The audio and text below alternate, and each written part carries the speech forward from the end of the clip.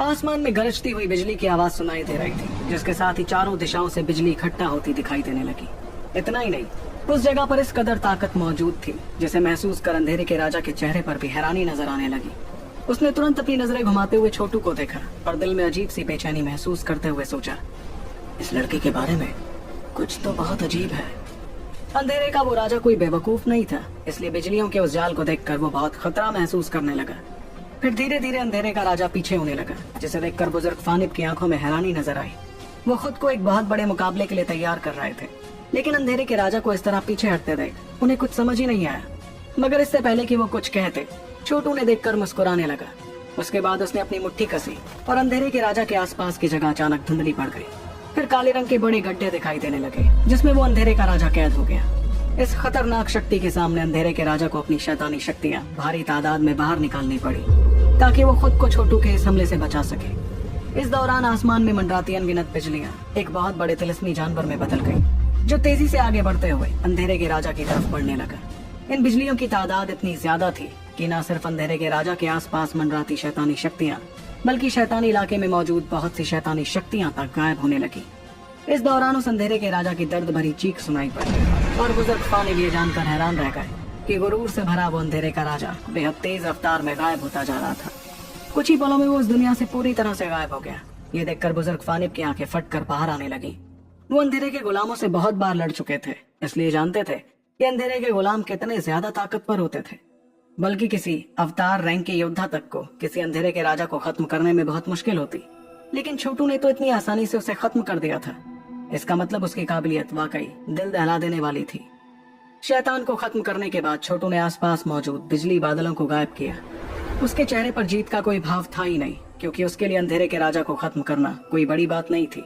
इतने में बुजुर्ग फानिब ने खुद को संभाला और छोटू की तरफ देखते हुए कहा, दोस्त ध्रुव, तुम्हारी तकनीकों ने तो मुझे दंग कर दिया है। अब तो मुझे लगता है कि आगे जाकर तुम्हें मेरी नहीं बल्कि मुझे तुम्हारी मदद की जरूरत पड़ेगी।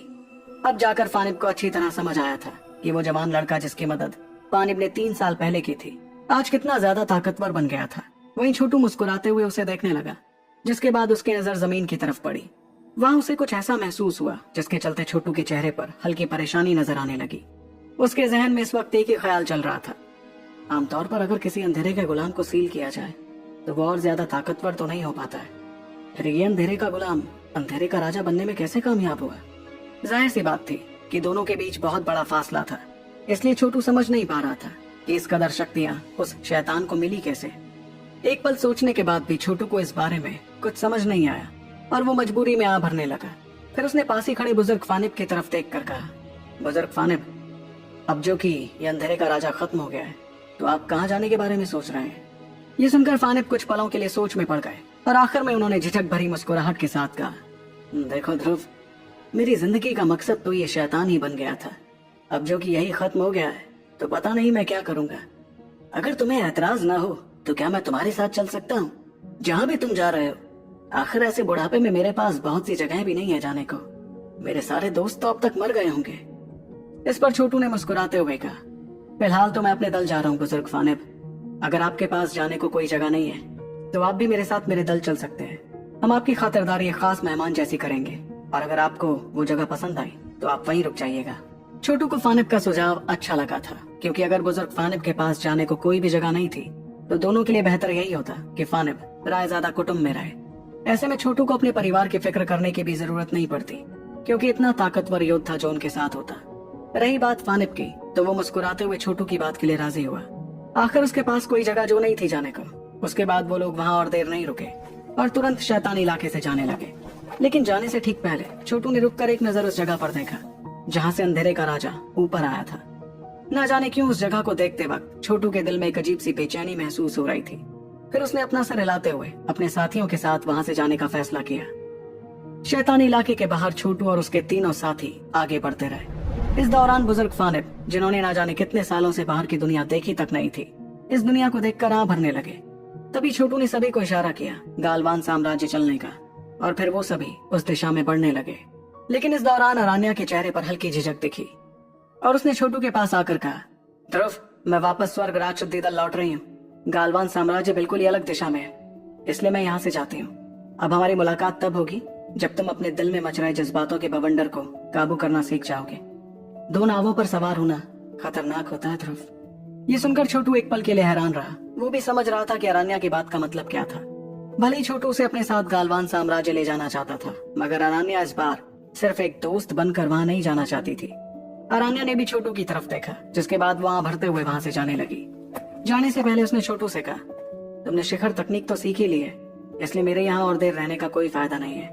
हमारा स्वर्ग राज शुद्धि दल अभी भी ठीक हो रहा है, इसलिए लीडर होने के नाते मेरा ज्यादा वक्त तक दल से दूर रहना अच्छा नहीं होगा। मैं वापस जाकर सबसे पहले अवतार बनने की कोशिश शुरू कर दूंगी, इसलिए अलविदा। इतने में छोटू ने उसके ठीक सामने आकर उसका रास्ता रोकते हुए कहा, तुम मेरे साथ इतनी दूर उत्तरी हिस्से में गई और तुमने मुझे शिखर तकनीक भी सिखा दी। अगर मैं तुम्हें यूं ही वापस जाने दूं तो ये मेरे लिए शर्मनाक बात होगी, इसलिए मेरे ख्याल से तुम्हें मेरे साथ गालवान साम्राज्य चलना चाहिए। उसके बाद मैं खुद तुम्हें छोड़ने स्वर्ग राज शुद्धि दल चलूंगा, नहीं तो मैं आज तुम्हें जाने ही नहीं दूंगा। छोटू की बात से अरण्या थोड़ा हैरान हुई। वहीं उसकी झिझक देखकर पास ही खड़ी गुड़िया मुस्कुराने लगी। उसके बाद छोटू ने मुस्कुराते हुए आगे कहा, तो इंतजार किस बात का, चलो घर चलते हैं। इतना कहकर वो अरण्या का हाथ थामते हुए सीधे गालवान साम्राज्य की दिशा में आगे बढ़ने लगा। पहले तो अरण्या थोड़ा झिझक रही थी, मगर छोटू की पकड़ के सामने आखिर में वो मजबूरी में उसके साथ जाने लगी। उस जगह से काफी दूर गालवान साम्राज्य की राजधानी में इस वक्त वो शहर पहले के मुकाबले काफी बड़ा और आलीशान लगने लगा था। और तो और अब गालवान साम्राज्य पहले की तरह कोई मामूली साम्राज्य भी नहीं था। उस आलीशान शहर के उत्तरी हिस्से में एक बहुत ही शानदार महल था। ये जगह पूरे गालवान साम्राज्य में काफी जानी मानी जगह थी। बल्कि उस महल से थोड़ी दूरी पर मौजूद राजमहल, जहाँ साम्राज्य का शासक रहता था, वो तक इस महल की बराबरी नहीं कर सकता था। ये शानदार महल था रायजादा महल, जहाँ रायजादा परिवार रहता था। इस वक्त उस महल के आसपास बहुत से योद्धा तैनात थे। गौर से देखने में समझ आता कि उनमें से कुछ योद्धा बघीरा घातक फौज के थे। भले ही निंजा और बाकी लोग दरिंदों के इलाके लौट चुके थे, लेकिन उन्होंने तकरीबन 1000 योद्धा यहीं तैनात कर दिए थे रायजादा परिवार की सुरक्षा के लिए। जब से दीपराज रायजादा कुटुंब का नया लीडर बना था, तब से उसने बड़ी बेरहमी से रायजादा कुटुंब की छटाई करनी शुरू की।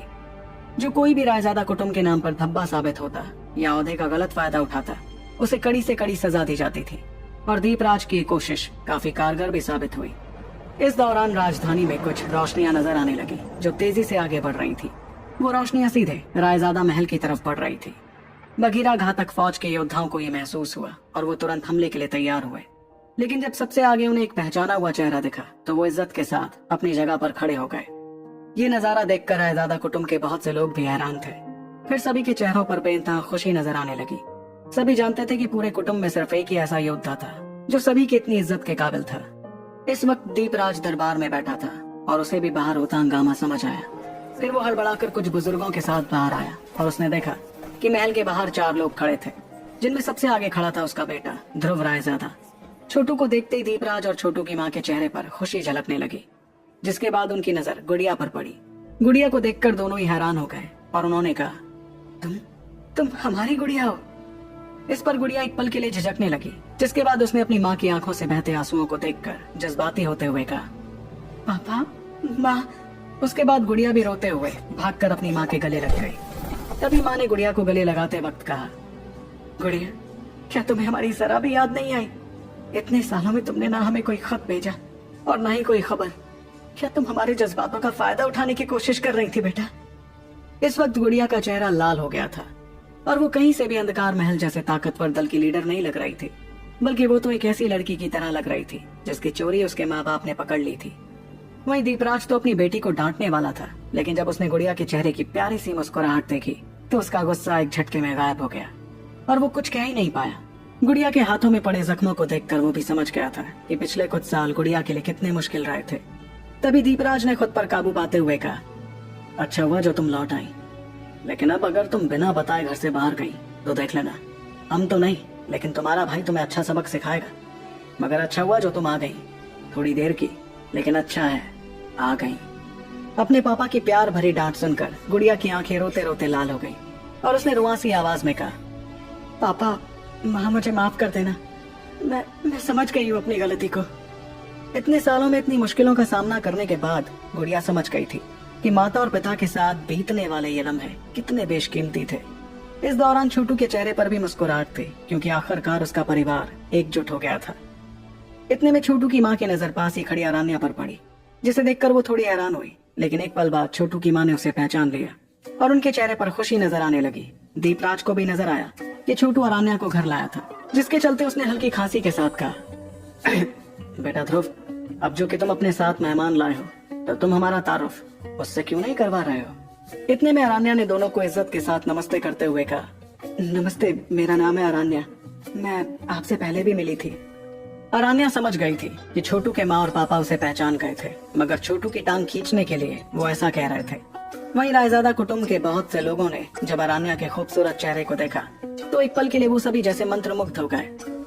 वहीं दीपराज की आंखों में खुशी थी, जिसके साथ वो छोटू की माँ को देखने लगा। उसके बाद वो सभी महल के अंदर चले गए। अरान्या के आने से मचा हंगामा थोड़े वक्त तक तो बरकरार रहा, बल्कि रायजादा कुटुंब में ज्यादातर लोग तो उसकी बात ही कर रहे थे। इस हंगामे को देखकर छोटू काफी मजबूर महसूस करने लगा, बल्कि उसे तो अरान्या से बात करने का मौका तक नहीं मिला, क्योंकि छोटू की माँ पूरे वक्त अरान्या को लेकर यहाँ वहाँ घूमती ही जा रही थी। जब छोटू ने अरान्या माँ और गुड़िया को खुशी खुशी बातें करते देखा तो उसने कुछ नहीं कहा। दीपराज से कुछ वक्त बात करने के बाद छोटू ने सभी को बुजुर्ग फानिब से मिलवाया। दीपराज बहुत इज्जत के साथ फानिब से मिला। जब उसे पता चला कि फानिब ने छोटू की कितनी मदद की थी, कायदे से इस कदर ताकतवर आदमी किसी महान दल का लीडर बनने के काबिल था। ऐसे में रायजादा कुटुंब की खुशनसीबी थी कि इतना ताकतवर आदमी उनके यहाँ मेहमान बनकर आया था। वहीं कुछ देर तक दीपराज से बात करने के बाद बुजुर्ग फानिब को भी बहुत अच्छा लगा और उन्होंने फैसला किया रायजादा कुटुंब में रहने का। इतनी उम्र में अब वो चाहते थे कि नई पीढ़ी के काबिल योद्धाओं को ट्रेन कर ताकतवर बनाए और अपने तजुर्बे उनसे साझा करे। रायजादा कुटुंब उन्हें वो सब कुछ दे रहा था जिनकी उन्हें तलाश थी। उसके बाद छोटू अपने दल के बुजुर्गों से मिलने लगा और इस वक्त उसके चेहरे पर मुस्कुराहट थी। किसी ने ठीक ही कहा था कि घर आने जैसी खुशी शायद ही दुनिया में कोई और खुशी होती थी। कुछ देर बाद छोटू एक कमरे में जाकर आराम करने लगा और उसे पता ही नहीं चला कि कब उसे झपकी लग गई। जब छोटू की आंखें दोबारा खुली तो उसने देखा कि अंधेरा हो चुका था। फिर छोटू उठकर बाहर आया और उसने बाहर निकलकर महसूस किया कि उसे बहुत सी पहचानी हुई शक्तियां महसूस हो रही थीं। उनमें से एक पहचानी शक्ति को महसूस कर उसने कहा, इस जगह पर मेरे बहुत से दोस्त मौजूद हैं, लेकिन इन शक्तियों में ये अंदरूनी शक्ति जो मुझे महसूस हो रही है वो जरूर माधिका की होनी चाहिए। ये कहकर वो आगे बढ़ने लगा और चलते चलते आंगन में बने एक पेड़ के पास पहुंचा, जहाँ एक लड़की सफेद रंग के कपड़े पहनी थी और उसे देखकर छोटू मुस्कुराने लगा। इसका मतलब मेरा मानना सही था। कौन से पुराने दोस्तों से सामना होने वाला है छोटू का, जानने के लिए आपको सुनना होगा सुपर योद्धा।